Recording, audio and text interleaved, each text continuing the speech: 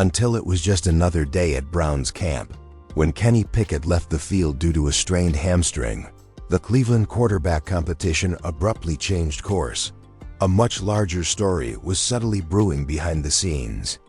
Because Shedeur Sanders was standing just out of the spotlight, helmet buckled, gaze fixed. And if you have been paying attention, you are aware that this moment has been building for some time. Shedeur has been shoved to the bottom of the Browns' depth chart like an afterthought for weeks. With third and fourth stringers, they placed him in charge of the offense. On several days, he just worked with staff workers and equipment guys, rather than actual receivers. Nevertheless, he continued to display flashes. He threw. He shifted the ball. He conducted the attack as though it were, because to Shedeur, it isn't only a sympathy selection or a camp invitation. He is destined for this. He said it. He must be prepared when the time comes. But what if now is the time? What if the timing of this injury is divine? Don't you think? Since God, let's face it, operates in strange ways. And it's possible that the Browns were just compelled to accept the greatest gift they didn't want. That day, you could hear it in the atmosphere. A little change in energy. Unquestionable, yet neither ostentatious nor theatrical. Late in Saturday's practice, Kenny Pickett, the rumored frontrunner in the Browns quarterback circus, pulled up and grabbed his hamstring. Whistles blew, trainers hurried in, and the camp beat skipped a beat. The door suddenly opened for another man as a result of the limp of the first one. Shedeur Sanders was waiting behind the door, quiet, intent, and lethal. This is how the NFL operates. The person behind a teammate's poor move may have an opportunity to advance in their profession. Additionally, this might be the time for Shedeur Sanders, whose every election has been a struggle for respect. Consider the items on the table. Even a few days of Pickett's injury means missed opportunities to impress, missing camaraderie, and missed repetitions. Furthermore, he isn't a quarterback with a long history with the Browns. He recently left a backup position in Philadelphia. Last season, he tossed 42 passes, complete. For that, nobody is erecting a statue. It's unavoidable for Stefanski now that Pickett is down. The two must be run by someone else. Those representatives must be replaced by someone else. Additionally, Joe Flacco is already known to us. Although Dillon Gabriel shows promise, Shedeur is the wild card. The NFL has already attempted to discredit the rookie with the well-known father by calling him a camp body. He's not here to fit in though, let's face it. He's coming to claim what is rightfully his. Ask yourself this then. Do you honestly believe Shedeur is going to waste this opportunity if God gave it to him? Since I'll be discussing the instability in Cleveland's quarterback room tomorrow, I'll explain why Shedeur could be the only man who can survive it. One football, 4 quarterbacks, and an impatient fan base. Not only is the Browns' quarterback room packed, it's also flammable. You have the charm of a tax auditor and Joe Flacco, the elderly veteran with the cannon arm. The injured trade edition. Kenny Pickett is already losing time. Dillon Gabriel, the gleaming third-rounder with unadulterated speed. Next up was Shedeur Sanders, the 5th-round selection with the smallest margin of error and the biggest chip on his shoulder. This is the reality that nobody wants to publicly acknowledge. Cleveland had no intention of letting Shedeur win, not at all. He served as the stand-in, the insurance policy, and the additional body. Camp body, Emmanuel Oo described it exactly. Though plans change and injuries have a funny way of changing the story, the league handled him as though he was only there to throw passes during drills and vanish once the preseason was over. Picketing is a foundational fracture, not merely a shift in direction. The representatives he was hoarding are suddenly available. All of a sudden, the player who everyone was trying to ignore is in the huddle, directing plays and firing lasers at the defense of the second team. Additionally, Shedeur is accustomed to being underestimated. This is the same child who accompanied His father into unfriendly territory in Colorado, moved schools, carried Jackson State, and yet produced incredible numbers. Do you believe he's afraid of a quarterback room with Dillon Gabriel and Joe Flacco? No. On paper, the Browns' depth chart might appear set, but when pressure builds up, paper burns quickly. Shedeur is also only warming up. Let's look more closely. Now though, as Shedeur's treatment at this camp goes beyond simple tactics, something else is happening. Something that the media won't publicly state. Let's just call it that. Disrespect. The NFL community characterized Shedeur Sanders as a camp body and a fifth-round afterthought as soon as he landed in Cleveland, rather than as a leader or a genuine starter. A well-known person who received a shot due to his father's character rather than his actions. They disregarded his statistics. They disregarded his direction. They played down his roughness. Additionally, Shedeur was throwing to equipment managers while other quarterbacks were firing passes to starting receivers. Give that some time to sink in. Travis Kelce receives a throw from Patrick Mahomes. Jamar Chase receives a throw from Joe Burrow. He's insulting men who are paid to fold towels, Shedeur Sanders. They had employees running the route. And he continued to make plays in some way. Do you believe that to be typical? Football isn't like that. It's sabotage. However, this is an unexpected turn of events. Shedeur didn't bat an eye, not once. He knew deep down that the game was rigged against him, but he never pouted, complained, or stormed off the field. And he was aware that the only way to change the course of events was to stand out, to shine through the gaps, and to remain locked in until his number was called. And that number may be approaching today. Pickett's downtime raises Shedeur's reps. No concealed in the shadows. No more hiding behind the old-timers. No more route-running equipment, people.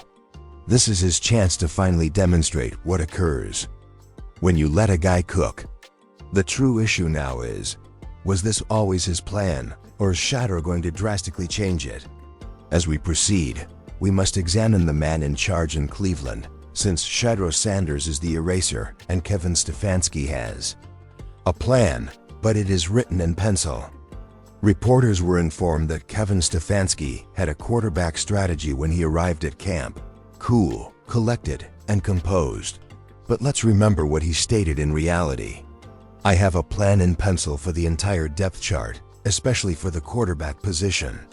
That's coach talk for I don't know what I'm doing yet, pencil. And that erasable soft plan is already beginning to smear.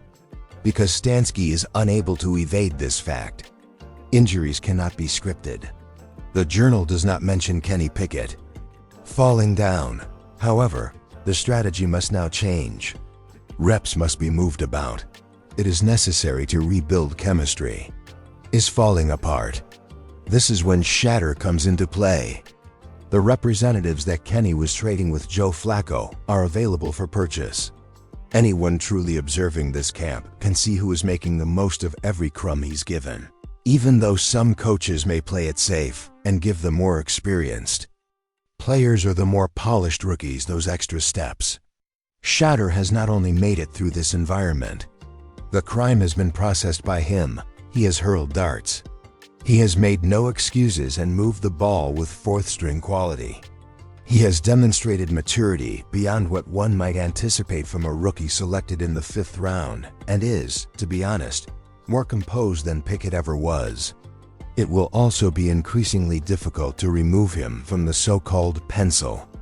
Plan the more he appears in front of the huddle, since you can only ignore the obvious for so long. Even Stefanski must eventually ask himself, how can I defend keeping Shedeur buried if he continues to produce in this manner? Perhaps it's more than simply X's and O's though. Perhaps, just possibly, Shedeur is being held back by something more profound. And it's unpleasant what we're going to investigate next. Although it's nasty, it's genuine. Let's stop dancing around it. Should Shedeur Sanders be white? Selected by a different squad, or didn't have prime for a father, our current discussion would be quite different. He wouldn't fit the description of a camp body. He wouldn't have to be behind a third-round rookie and 2 journeymen. And while everyone else worked with real receivers, he would not be throwing to equipment people. Football isn't the only topic here. Perception is key. Shedeur's speeding fines have been widely publicized by the media. Dillon Gabriel's contradictions, however, are framed as teaching moments. Even though Jeff Flacco is just 1 hit away from retirement, he is commended for his experience. Additionally, Kenny Pickett is excused for being mediocre. But every error turns into a headline, Shedeur. What causes that? Because, say, even before he came, they had already determined who he was. They freaked out when they saw a black quarterback with a renowned last name, attitude, and 0 money. He's not a baller, he's a brand. He exudes too much confidence and sparkle. In other words, he isn't quiet enough, modest enough, or appreciative enough to be present. However, they failed to notice this. Shedeur is appreciative. He won't only minimize himself in order to appease others. He's aware of his contributions. And he's aware that, unless they are battling for their lives or recording MVP stats, the NFL still struggles to accept black quarterbacks as leaders. Shedeur aspires to lead from the pocket using his precise mentality. But he gets punished rather than commended. And now that Shedeur's time is running out and the excuses are running out, the world is forced to watch Pickett out. There's a limit to how long you can hide the truth until the strain rips it apart. Shedeur Sanders has been kept under wraps by the Browns. Don't draw attention to them. Put them in the back of the veterans. Conceal them under deadlines for development. But you know what? Due to the fact that the fans are not foolish, that act is disintegrating quickly. They ask why the rookie with the best arm talent on the roster is throwing to the people who stock the Gatorade table, or why he hasn't had even 1 rep with the team offense after seeing the stories and hearing the rumors. Sports radio in the area is booming. Videos from the camp that display Shedeur's tight spirals are spreading like wildfire. Analysts are now beginning to change. 92.3 The supporters. The best was said by Nick Pone. They seem to have training wheels on Shedeur Sanders, don't they? He's correct. He is not the only one awakening, either. Pone even took an additional step. The Browns won't be able to hide any longer if he blows up in the preseason. Boom. It's already taking place. Shedeur was surrounded by a wall of quiet that the Browns erected, but it is now cracked. Supporters want to see him given a serious chance, not simply mop-up duties or charity snaps during the 4th quarter. When the child is given a fair chance, they want to see what occurs. And that phase is approaching. Grizzons is looming. Because of Pickett's injuries, the runway is clear. Shedeur Sanders has also been shut in. This is where chaos arises. This quarterback battle isn't limited to the field, though. A silent conflict is taking place behind closed doors. And at the center of it all is Shedeur Sanders. Andrew Berry, the general manager, acquired Kenny Pickett. That was his man's move. A former first-round pick who rode the bench in Philadelphia, flamed out in Pittsburgh, and arrived in Cleveland with a claim to make. In an attempt to salvage face by allowing Pickett to compete for a quarterback, Berry sacrificed assets to bring him in. However, he is now injured, and the owner's choice, Shedeur, is growing. Yes, exactly. There's a rumor around Cleveland that Jimmy Haslam personally desired Shedeur Sanders to be on this squad. Not just as a buzz-generating headline, but as a quarterback with genuine promise. The sort of high IQ, psychologically tough, media-savvy player who might become the franchise's face. Do you believe Berry is comfortable with that? Let's face it, ego is the foundation of NFL front offices. General managers detest being told who to draft. Telling coaches who to play is something they detest. And a line was drawn the instant Haslam expressed interest in Shedeur. Berry has never elevated Shedeur above QB4 and has been aloof in public, disparaging him. Nevertheless, he left the door open. We can keep the 4 that we believe to be man worthy. Interesting, right? Asked Barry. In other words, even though I may not like it, I cannot cut this child if he forces my hand. In addition to making the 53-man roster, Shedeur might be the one to have Barry defend, starting the greatest quarterback in camp at the bottom of the chart if he dominates the preseason. Now that everything is in line, what comes next? In the NFL, one injury, one rep, or one instant may alter everything. And that time could have just come for Shedeur Sanders. Kenny Pickett's hamstring injury might go away in a day or so, or it could persist. However, one thing is certain. He won't be regaining those missed reps. Additionally, someone else is taking over as Pickett looks on from the sidelines. Not only to occupy space, but to assume control. That someone is Shedeur or Sanders. He's been waiting in the shadows, disrespected, overlooked, forced to run drills with equipment staff instead of NFL receivers, and labeled a camp body before he ever touched the grass. But through it all, I stayed. Yet calm, patient, and ready because Shedeur knew this moment would come. And no, it's here. The Browns can't ignore it anymore. The coaching staff can hide behind development. The GM can't protect his trade acquisition. The media can't pretend he's invisible, and fans are already bought in. So, what happens next?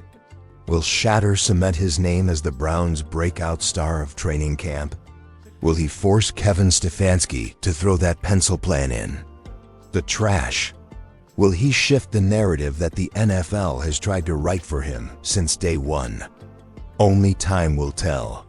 But one thing is for sure, God works in mysterious ways. And right now it looks like he just handed Shedeur Sanders the pin. This is the Hool HQ. Thank you for watching.